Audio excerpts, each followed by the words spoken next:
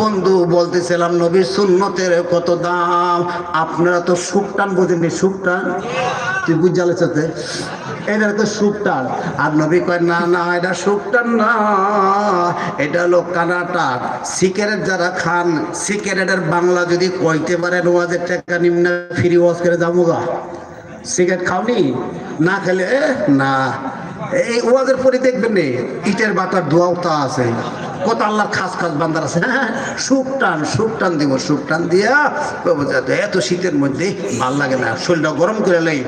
তো এইটা সিগারেট শব্দ কি? আসলে সিগারেট না, শব্দটা হলো সাগ রেড, একটা ফার্সি একটা ইংরেজি। সাগ মানে কুত্তা, সাগ মানে কি? কুত্তা, রেড মানে ইঁদুর।